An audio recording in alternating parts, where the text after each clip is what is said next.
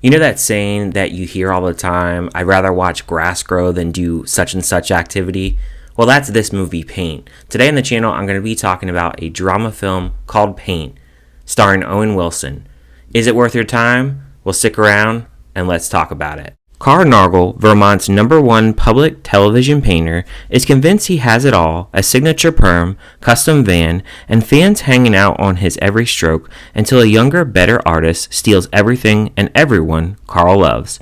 The film stars Owen Wilson, Elizabeth Henry, Paul Casopod, Sonia Darma Lopez, and many others, and was directed by Brit McAdams, and he's mainly done shorts, and he's also done some TV series.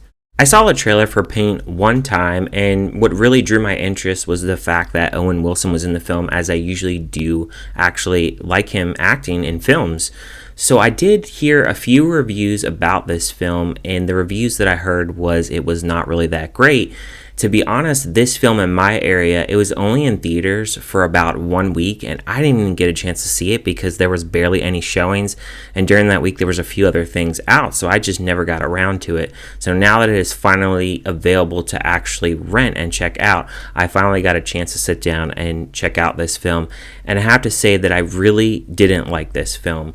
But what really I did like about this film is the fact that it does actually use this character that is fictional to BobRoss to be a character that is really good at painting. He's really good at focusing on landscape painting.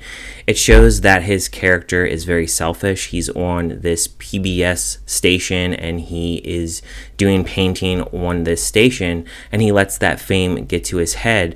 But at the same time, he's also a very selfish character, so it's very hard to root for him as a character because he's going around the studio and he's sleeping with a bunch of different women. The film tries to throw comedy at the audience, but unfortunately the comedy never really landed for me. The humor, it's very dry, and I would say it's even drier than humor that's on like The Office. It never really landed for me, and it definitely felt like it was some Saturday night skit that was cut that never made the air, and unfortunately it gives the film very lifeless kind of qualities. The atmosphere of the film is very dull. There doesn't seem like there's any energy. It doesn't give the audience, and especially me, any reason to really care about the story. The characters themselves, they are not fleshed out at all. They're very boring. They don't really have much of a character arc. And you can't root for this character that's supposedly a fictionalized BobRoss character. He's a very selfish character. Majority of the time, he's doing these paintings and he's hooking up with all these different women, and he doesn't care about anybody's feelings.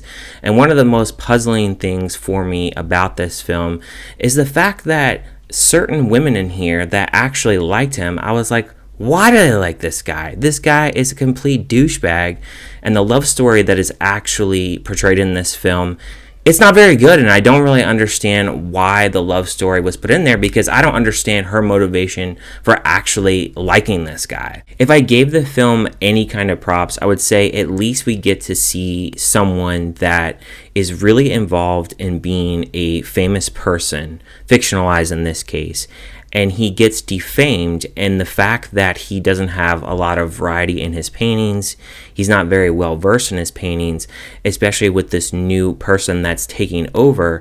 They have a lot of more so adaptable skills, and the fact that they have a lot more variety in their paintings, we get to see someone that was very simplified towards their paintings, and even though they have vision towards those paintings, unfortunately, we see someone that is easily taken over. And I think the point of how artistry and how artists in general, they can really change from time to time. Like there is always an adaptive way of how art actually is. Something can be popular at one point, and then other times there is change. And so we get to see that portion in the film of his character having that downfall, and we get to see him try to do different things, which ultimately is something that he has a hard time really actually adapting to. So if I'm giving props to the film, I at least would give it that. But the way that we go through this journey, it's very dull. The dialogue, it's very tedious. A lot of times he's whispering throughout this film. and he's just really talking very quietly like this. So it's very hard to get into his character. And as I said, he's a selfish character. And like I said earlier on in this review, I don't understand why women actually like this guy, other than the fact that I guess he tries to be charming, he tries to be funny, but I didn't really find his jokes funny. But that is how this film portrays his character. As far as the score for this film, I would give it a 1 out of 5. I just didn't really like this film at all. It was very dull towards the end of the film, and unfortunately this movie only made about $500,000. Not a lot of people knew about this film. They didn't really promote it. It's on a more smaller studio, so it really wasn't in theaters very long at all. So that is why now I'm just now getting to it. But let me know in the comments, are you interested in checking out this film? Is this a film that you really had on your radar? Have you even heard of this film? If you have checked it out, let me know what you thought about the film. Thank you guys for watching this review, and I will see you guys on my next review.